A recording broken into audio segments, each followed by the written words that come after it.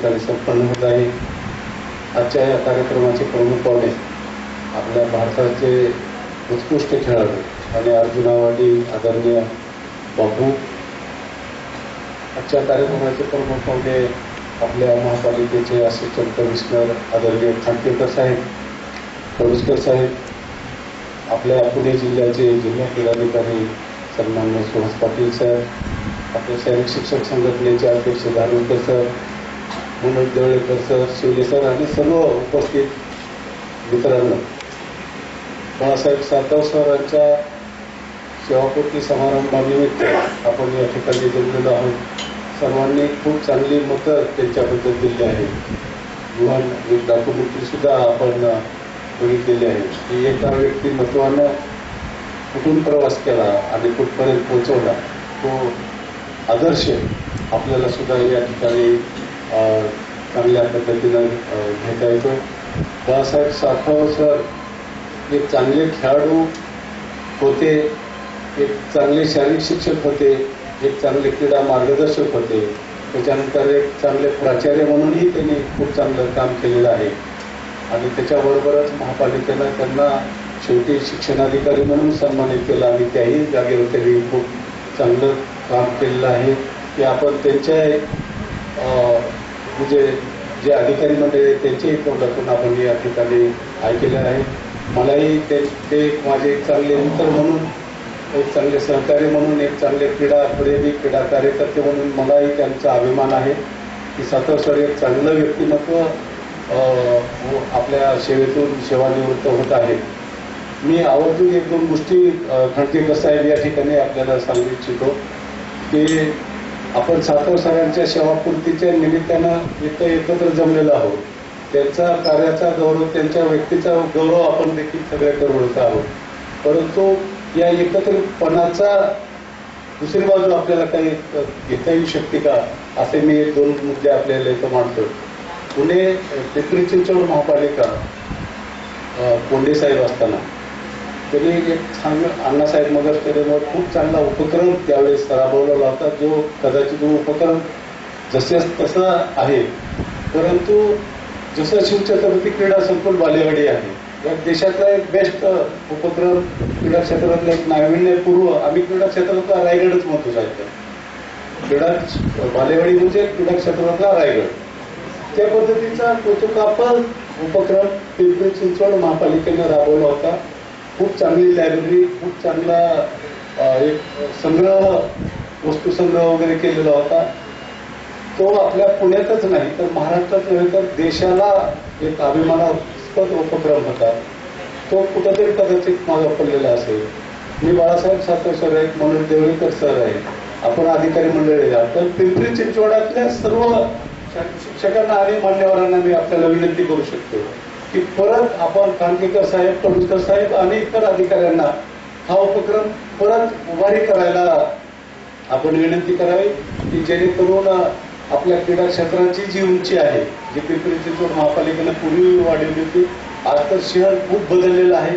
देशातील खूप लोक या शहराकडं आशेने बघतायत। यामध्ये आमचं क्रीडा क्षेत्र कुठं परत लपलं जाऊ नये आणि म्हणून या दृष्टिकोनातून परत त्याच्यावर प्रयत्न व्हावा असं मला वाटतं। या ठिकाणी आता शांताराम बापू आहेत, धानोरकर सर आहेत, अनेक मंडळी या ठिकाणी क्रीडा क्षेत्रातली जमलेले आहेत। आमचे सुहास पाटील सर आहेत की जे सध्या आमच्या पुण्याचे जिल्हा क्रीडाधिकारी म्हणून कॅप्टन म्हणून काम करतात। सर डिपार्टमेंट लहान आणि कामं खूप करायचे, म्हणजे दोन भागात शासन चाललेलं आहे की एक भाग म्हणजे क्रीडा भागाकडलं बोलतोय मी की आमच्याकडून लोकांना अपेक्षा आहे की आपल्या पुणे जिल्ह्याला, महाराष्ट्राला आणि पर्यायाला देशाला खूप चांगले खेळाडू निर्माण झाले पाहिजेत आणि आपल्या देशाच्या पदकामध्ये आंतरराष्ट्रीय पातळीवर खूप मोठी भरारी आपल्याला सगळ्यांना मिळाली पाहिजे। परंतु शासनाच्या तुम्ही आम्ही फक्त खुर्च्या आणि उपक्रम घेऊन जाताना आपली ताकद बरीचशी कमी पडते। आता पुणे आणि पिंपरी चिंचवड शहराबरोबर अनेक तालुके करताना आमच्या सुहास पाटील सरलाच माहीत असेल की ओझं कसं ओढायचं। माझी विनंती या निमित्तानं अशी आहे की जे जे सेवानिवृत्त, म्हणायला सेवानिवृत्त वापर, कारण आता धानोरकर सरांना सेवानिवृत्त मी 10-12 वर्ष झालं बघतो, पण आणून तरुणासारखं फिरतात। इथं बसलेले अनेक वरिष्ठ काळोखे सर वगैरे आमची सारखी मंडळी, माझी विनंती अशी आहे की जरी आपण पदावर नसाल, म्हणजे त्या शिक्षक पदावर, मुख्याध्यापक पदावर, परंतु क्रीडा कार्यकर्त्याचा आणि क्रीडा मार्गदर्शकाचं वय कधी संपत नाही. तो नेहमीच तरुण राहतो.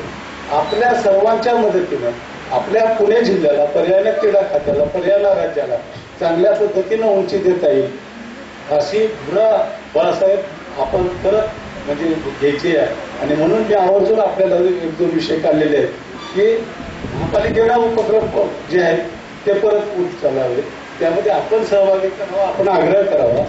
दुसरा भाग जो आहे की आमच्यामुळं तो समाज अजून चांगल्या पद्धतीनं सुदृढ निरोगी घडला पाहिजे आणि जिथं आमची मॅन पॉवर कमी पडते तिथं आपण सगळ्यांनी परत पुढे येऊ.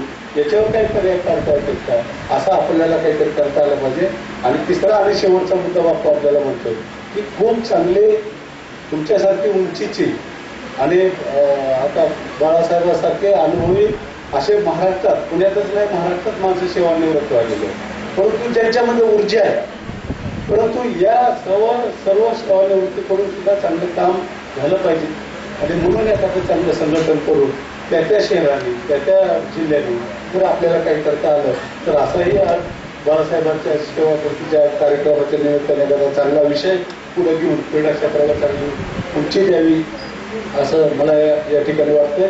हे का मी बोलतो, काल मला एक जण श्याम यादव म्हणून भेटले, जिथं हरिश्चंद्र बिराजदार गोकुळ असतात त्या तालिमीत काम करत होते, त्या तालिमीचे डायरेक्टर. सहज बोलता बोलता त्यांनी काल विषय निघाला, शिवाजीराव पाचपुते होते, ते मी होतो, आणि त्यांनी सांगितलं की गणपतराव आंदळकर हिंद केसरी आजारी पडले कोल्हापूरमध्ये. त्यांनी इथून स्वतः ॲम्ब्युलन्स नेली आणि गणपतराव आंदळकरांना गाडीत टाकून इथं जहांगीर हॉस्पिटलला का रुबी हॉस्पिटलला त्यांना ॲडमिट केलं. 1-2 महिने त्यांची सेवा केली. आणि असा कोणीतरी त्यांना प्रश्न विचारला की असं तुम्ही का केलं, तर ते म्हणले कदाचित ते देवानं मला सुचवलं असेल, कदाचित मला ते देवानं सुचवलं आणि देवदूत किंवा एक देव सेवक म्हणून मी आलो आणि त्या देवांची सेवा मी केली. मनुष्य ज्या ज्या क्षेत्रात काम करतो, क्रीडा क्षेत्र असेल, शिक्षण असेल, कृषी असेल, कुठलं आपल्या क्षेत्रात आपण देवदूत म्हणून काम करावं आणि ह्या भूमिका मरेपर्यंत संपू नये ही भावना आपण या निमित्तानं सगळ्यांनी घ्यावी आणि ते विचार पुढे यावेत असं बाळासाहेब सातव सरांच्या या सेवापूर्ती कार्यक्रमाच्या निमित्तानं मी आपल्याला सांगू इच्छितो. बाळासाहेब तुमचे आमचे सगळ्यांचेच खूप चांगले मित्र होते आहेत. त्यांच्या परिवाराबद्दल आता आदरणीय सौताईली पण त्यांच्या आपले पती म्हणून त्यांनी त्यांच्या भावना व्यक्त केलेल्या आहेत. मी आपल्या सगळ्यांना धन्यवाद देतो की या कार्यक्रमाच्या निमित्तानं आपण सर्वजण इथं आला आणि त्यांच्या कार्याचा आपण या ठिकाणी गौरव केला. बाळासाहेब आणि बाळासाहेबांच्या कुटुंबियांना मी भावी शुभ चिंतितो, त्यांचं आरोग्य सुदृढ निरोगी चिंतितो आणि माझे 2 शब्द संपवतो. जय हिंद, जय महाराष्ट्र.